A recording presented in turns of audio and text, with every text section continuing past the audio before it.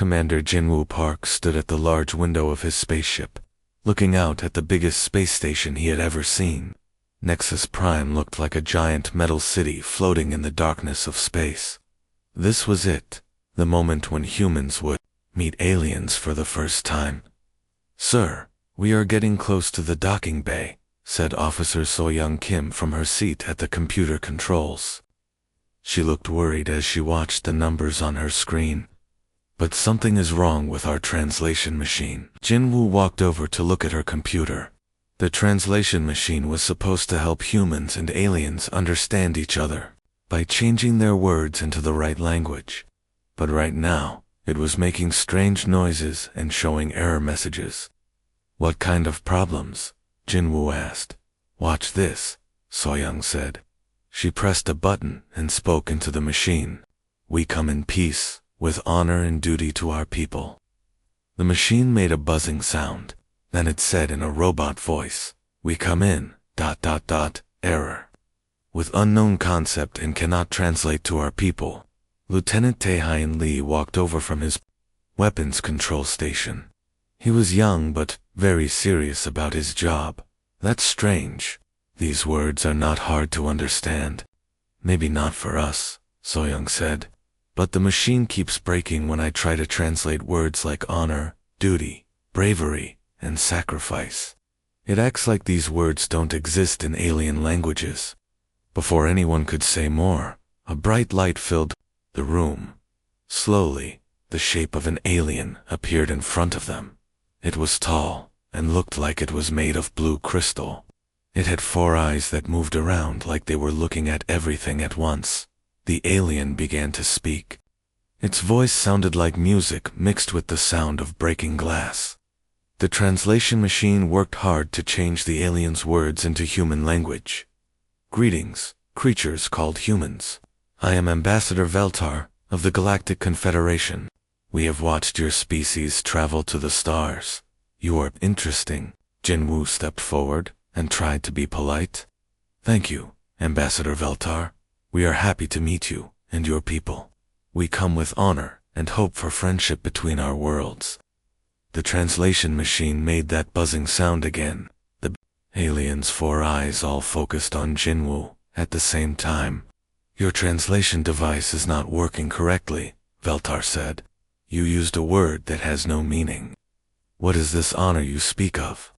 Jinwoo looked confused. "Honor means doing what is right, even when it is hard. It means keeping your promises and helping others." Veltar's crystal body changed colors from blue to purple. "This makes no sense. Why would you do something hard when you could do something easy? Why help others when it does not help you?" Lieutenant Tae-hyun spoke up. "Because it's the right thing to do." The translation machine completely stopped working. It made a loud beeping sound and then went quiet. "Your machine cannot translate this concept either," Veltar said. "What is right? Do you mean what helps? You survive? What gives you more resources?" "No," Jinwoo said slowly. "Right means ... good, fair, just. It means treating others the way you want to be treated." Veltar was quiet for a long time. Then he said, "In all my years studying different species, I have never heard ideas like these. The Galactic Confederation operates on simple principles. Survive, grow stronger, take what you need, avoid unnecessary risks." So-young tried to fix the translation machine, but every time she tested it with human words about values and morals, it failed. Words like courage, loyalty, heroism, and self-sacrifice came out as error messages or strange approximations that didn't make sense. "Ambassador," Jinwoo said, "may I ask you something? In your long history, have your people never had warriors who fought for others? Leaders who put their people's needs before their own? Citizens who helped strangers without expecting anything?" Back Veltar's colors shifted to a dark red. "Warriors fight for resources or territory. Leaders make decisions that benefit themselves and their supporters. No one helps strangers. That would be wasteful and dangerous. But what about protecting the weak? Standing up for what's right, even when you're outnumbered?" Again, the translation machine failed completely. Taehyun looked at his commander. Sir, I think we might be very different from the rest of the galaxy. Jinwoo nodded slowly. Through the window, he could see other alien ships docked at the station. Some looked like giant insects, others like floating jellyfish, and some were just balls of light. All of these species had survived long enough to travel between stars and build this huge station. But none of them understood honor. Ambassador Veltar, Jinwoo said, this is going to be a very interesting conversation. We have much to learn about each other. The crystal alien flickered with colors Jinwoo had never seen before. In a voice that sounded almost confused, Veltar said, yes, humans. I believe you are unlike anything the galaxy has ever encountered. Your words speak of concepts that died out long ago, if they ever existed at all. The translation machine hummed quietly, still trying to understand what it meant to be human. 3 days had passed since the humans arrived at Nexus Prime. Jinwoo Park had spent most of that time in boring meetings with alien leaders, who asked the same questions over and over again. They wanted to know why humans did things that didn't help them survive or make them stronger. Jinwoo was sitting in a big round room with Ambassador Veltar and 5 other alien leaders. The crystal alien was still confused by human ideas, but at least he was trying to understand. The other aliens seemed to think humans were just stupid. Commander Park, said a large alien that looked like a walking tree with too many arms, your species wastes too much energy on pointless activities. You have rules that make you weaker, not stronger. Before Jinwoo could answer, the room filled with loud alarm sounds. Red lights flashed everywhere. A young human officer named Captain Haewon Choi ran into the room, breathing hard. Sir, we have an emergency, Haewon said, trying to catch his breath. Long-range sensors picked up a distress signal. Pirates are attacking a group of civilian ships in the nearby star system. 17 ships full of families trying to get to safety. All the aliens in the room looked at their own computer devices. Admiral Vextar, a tall alien with silver skin and no face that humans could see, spoke in a cold voice. We have analyzed the situation. The civilian ships carry low-value cargo and passengers. The cost of sending military ships to help them would be much higher than what we would save. This is what we call acceptable losses. Jinwoo stood up fast, almost knocking over his chair. Acceptable to who? To logic, Commander Park. We cannot waste resources on people who cannot defend themselves. That is how species survive in this galaxy. Lieutenant Taehyun Lee had been standing quietly by the wall. Now he stepped forward and looked directly at his commander. Sir, request permission to take 3 of our fighter ships and help those civilians. Every alien in the room turned to stare at Taehyun. Ambassador Veltar's crystal body started flashing different colors very quickly. This makes no sense, Veltar said. Those people are not from your species. They are not your family.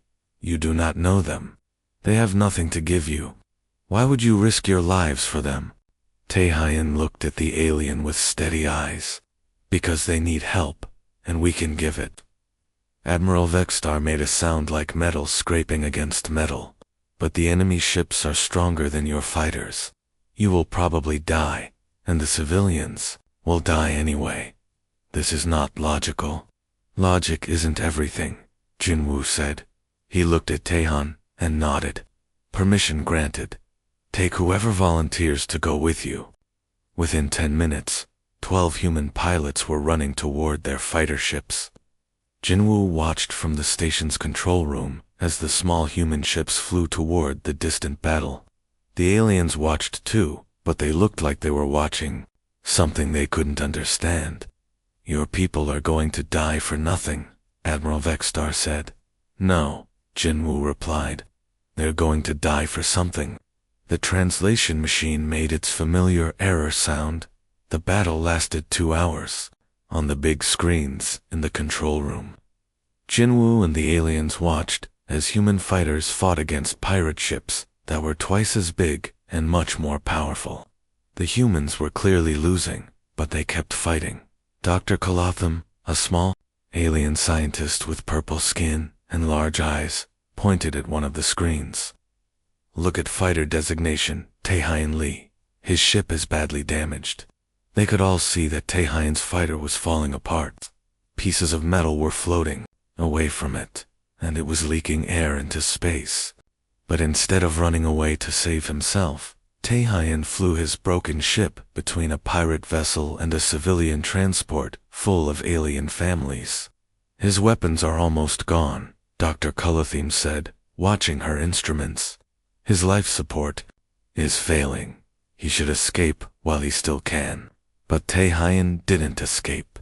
He kept his broken fighter between the pirates and the civilians, using his ship like a shield. When the pirates fired their big guns, the shots hit Taehyun's ship instead of the families behind him. "He's going to die," Admiral Vexter said. There was something different in his voice now, something that hadn't been there before. "Yes," Jinwoo said quietly. "He knows that." Just then, more ships appeared on the screen. Human reinforcements had arrived from a nearby patrol. The pirates, who thought they would win easily, suddenly found themselves fighting against fresh human ships who fought like they had nothing to lose. The pirates ran away. When it was over, 8 human fighters had been destroyed. Taehyun's ship was so damaged that it couldn't fly anymore, but somehow he was still alive. The civilian convoy, all 17 ships full of alien families, was safe. Dr. Calatham stared at her computer screen for a long time. Finally, she whispered something in a language that was very old and mostly forgotten. "What did you say?" Valtar asked. Dr. Calatham looked up at the crystal alien with wonder in her large eyes. "It's a word from an ancient language. A word for someone who fights to protect others, even when they know they might die." She looked at the screen showing Taehyun's broken ship, still floating between the pirate's last position and the civilian. "Ship's night," she whispered. "The word is night." The translation machine, for the first time in days, didn't make an error sound. Dr. Calatham could not sleep. For 3 nights, she had been lying in her small room on Nexus Prime, staring at the ceiling and thinking about the humans. The word night kept going round and around in her mind like a song she could not forget. She got up and walked to her laboratory. The hallways were quiet because it was the middle of the night cycle on the station. Her purple skin felt cold in the recycled air, but she did not care. She had to find answers. In her lab, she turned on her computer and started looking through old files. Very old files. The kind that most people in the galaxy had forgotten about because they were from millions of years ago. "Computer, show me." All records of species that displayed protective behavior toward non-relatives, she said. The screen filled with names and pictures. Most of the species were marked with red symbols, which meant they were extinct, gone forever. "Computer, focus on the Valdris civilization." A new picture appeared. The Valdris looked like tall, thin creatures, with 4 arms and skin that changed colors like her own. They had built beautiful cities and traveled between stars long before most other species had learned to fly. Calatham. Read the old reports. About them, the Valdris had something called honor codes. They had warriors who would fight and die to protect others, even strangers. They had leaders who made hard choices to help their people, even when easier choices would have made the leaders richer or more powerful. "Just like the humans," she whispered to herself. She kept reading. The Valdris had eventually died out.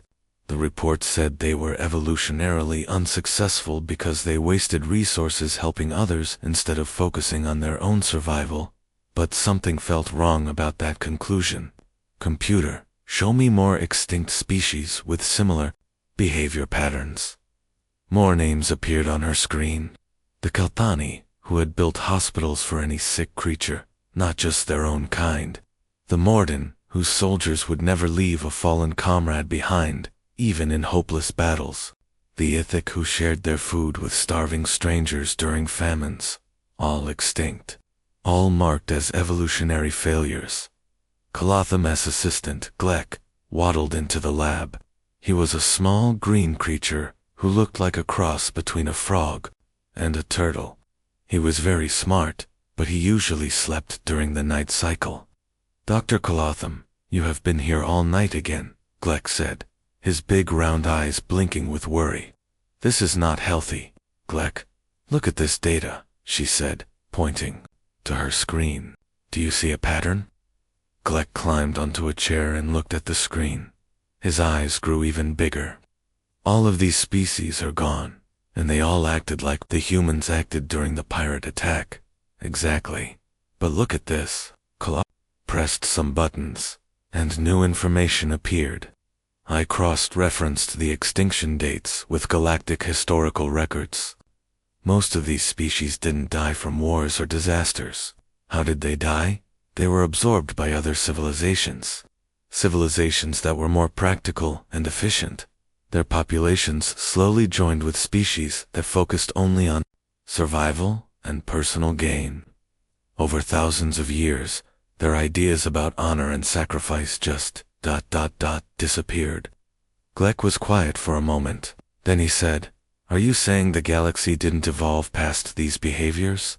Are you saying we just forgot them?" Before Colothium could answer, they heard voices from the corridor outside. She looked through the window and saw something that made her heart beat faster. In the hallway, Lieutenant Ji-hoon Nam was sitting on the floor with a group of young aliens from different species. They were playing some kind of game with small toy blocks. "The goal is not to win," Ji-hoon was saying in simple words that the translator could handle. "The goal is to protect the castle. Everyone works together to keep it safe." A species that looked like walking flowers raised one of its petal hands. "But what do we get if we protect the castle?" "Nothing," Ji-hoon said with a smile. "You protect it because it's the right thing to do, because others are depending on you." The translator made a small error sound, but the young aliens seemed to understand anyway. They started building walls around the toy castle, working together even though they were from species that had been enemies for centuries. "This is impossible," Glek whispered. "Young beings from different species, cooperating with no reward, just because a human taught them it was right." Colotham watched as a young Zephyrian, a creature made of living gas, helped a small crystalline being move a heavy block. In the wild, Zephyrians ate crystalline creatures. But here, they were working together. "Glek," she said slowly, "what if we were wrong about evolution? What if species like the Valdris and the humans represent evolution, moving forward, not backward?" "What do you mean?" "Look at our galaxy. We have achieved perfect logical efficiency. We survive, we expand, we consume resources. But we're all alone. Each species works only for itself. We have no friends, only temporary allies. We have no ideals, only calculations." She pointed to the screen showing the extinct species. "But these creatures, they built things that lasted. They created bonds between different peoples. They inspired others to be better than they had to be." Through the window, they watched Ji-hoon teaching the alien children a song about brave knights who protected innocent people. The universal translator couldn't handle most of the words, but the children sang along anyway. "The galaxy lost something important," Colothium said, "and now the humans are bringing it back." Glek nodded slowly. "Should we tell the Confederation? Council?" "Yes," Colothium said, saving her research files. "But I don't think they're going to like what we've discovered." The alarms had been screaming for 6 straight hours. Captain Minho Yoon sat in his command chair, looking at the terrible news coming through his ship's communication system. The reports were all the same, entire star systems going dark, billions of lives ending in minutes. The Devourers had returned. Everyone in the galaxy knew the old stories about the Devourers. They were ancient machines, bigger than cities, that ate entire planets. They had appeared 1,000 years ago, destroyed hundreds of worlds, and then vanished back into the dark space between galaxies. Most people thought they were just legends. They were wrong, Captain, said Lieutenant Yongya Park from her position at the communications station. Admiral Vexstar is sending new orders to all ships. Minho pressed a button on his chair. The silver-faced alien appeared on the main screen, looking as cold as always. Attention all military vessels, Vexstar said in his emotionless voice. The Galactic Confederation Defense Council has approved Emergency Protocol 7. All valuable resources, important personnel, and core world populations will be evacuated immediately. Frontier colonies and low-priority settlements are classified as acceptable losses. All ships will retreat to defensive positions around the capital worlds. Minho stared at the screen. Computer, show me the list of low-priority settlements.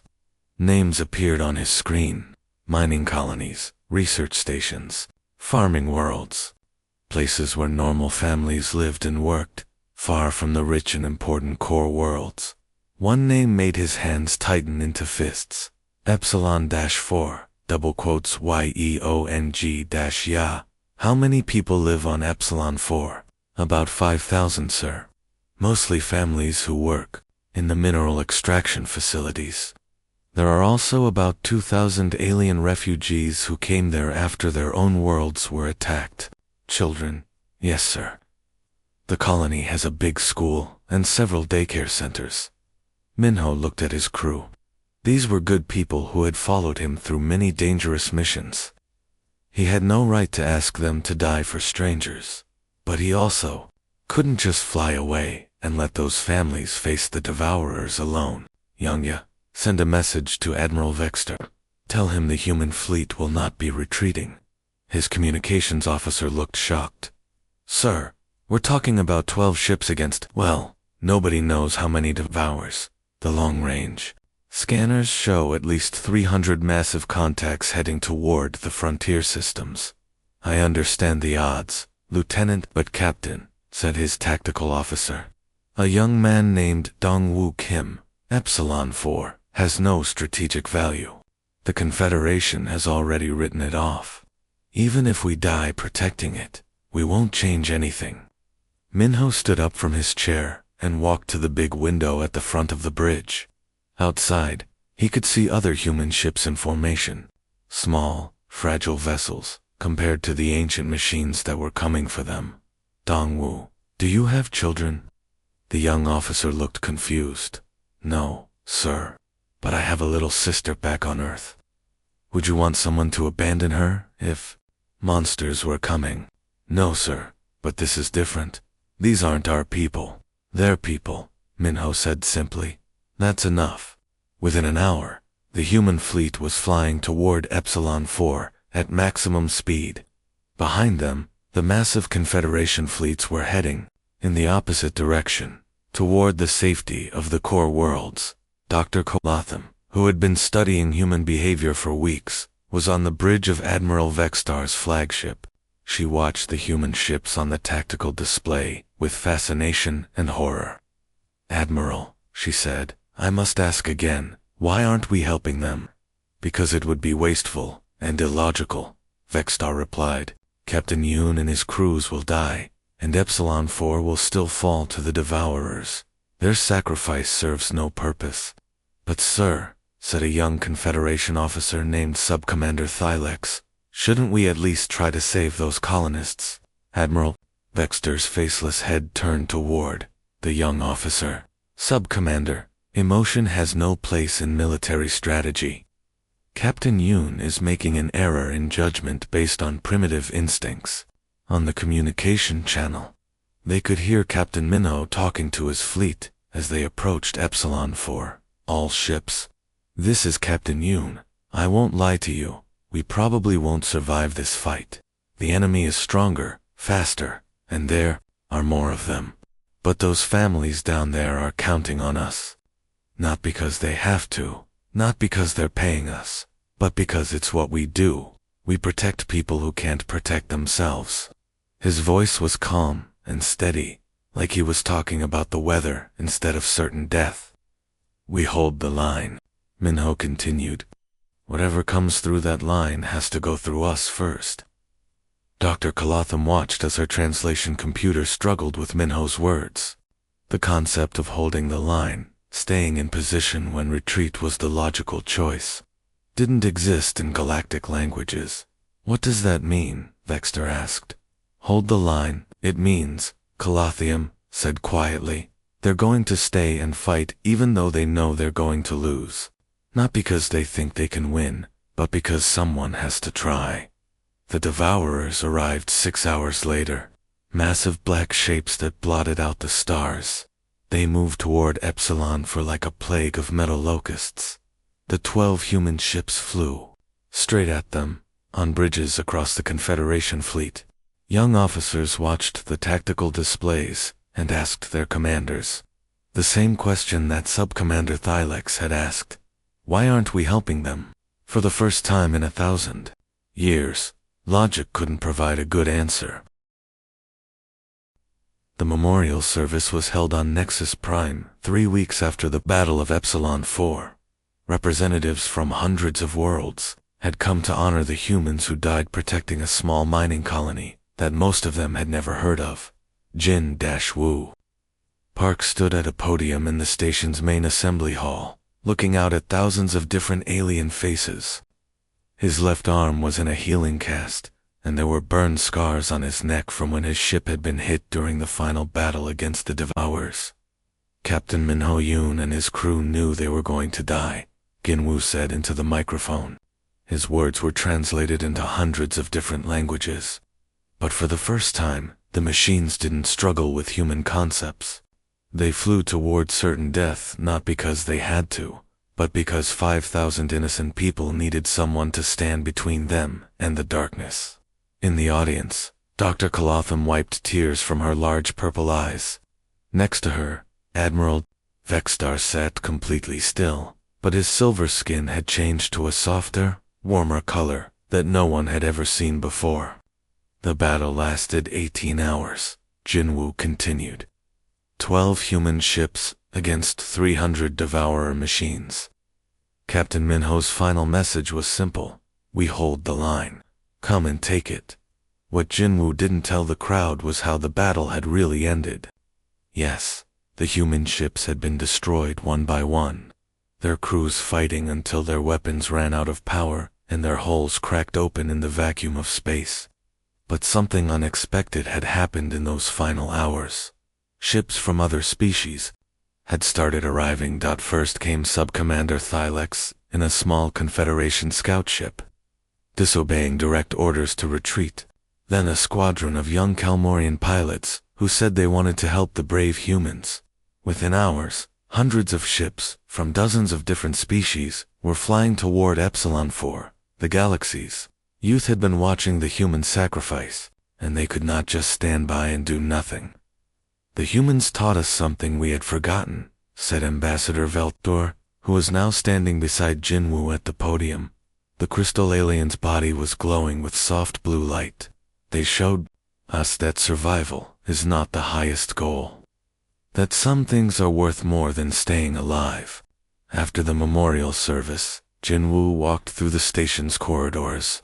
Everything looked the same as when he had first arrived months ago, but everything felt different.